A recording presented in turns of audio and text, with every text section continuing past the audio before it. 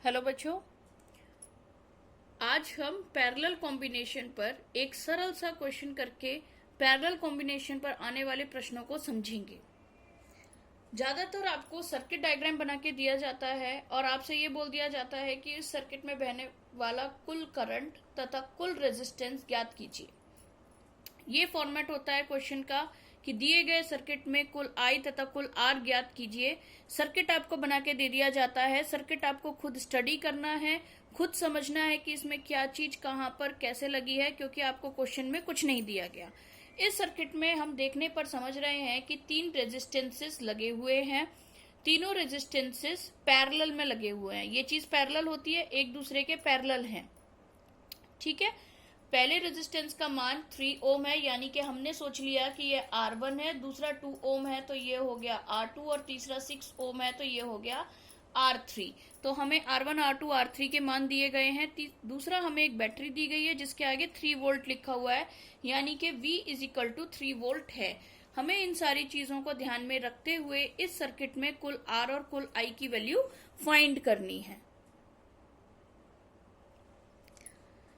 हमने total R in parallel combination का formula लिखा। 1/R = 1/R1 + 1/R2 + 1/R3। R1 है 3 ओम, R2 है 2 ओम, R3 है 6 ओम। हमने इन वैल्यूज को यहाँ पे पुट करा। 3, 2 और 6 का एलसीएम निकाला जो कि 6 आता है। 3 2 जा 6, 2 3 जा 6 और 6 1 जा 6। तो वो वैल्यूज हमने यहाँ लिखी। आंसर आया 6/6 जो कि कट गया एक दूसरे से और बचा 1/1।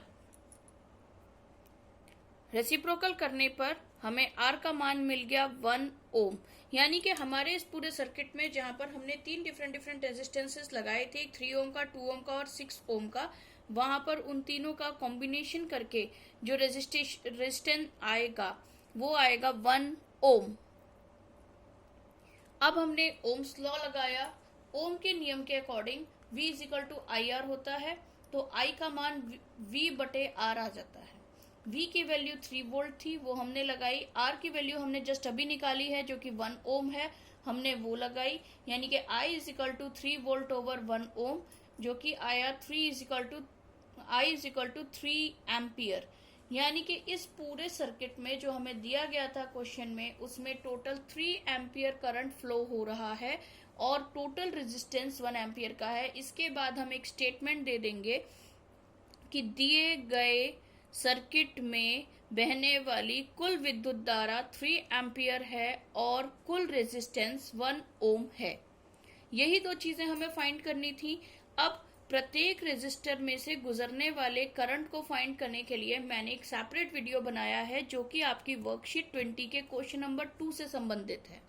तो अगर आप उस वीडियो को देखेंगे तो यहाँ पर मौजूद 3 रेजिस्टेंसेस से बहने वाले करंट को फाइंड करने का तरीका समझेंगे और आप यहाँ फाइंड करके इस क्वेश्चन में अपनी प्रैक्टिस भी कर सकते हैं।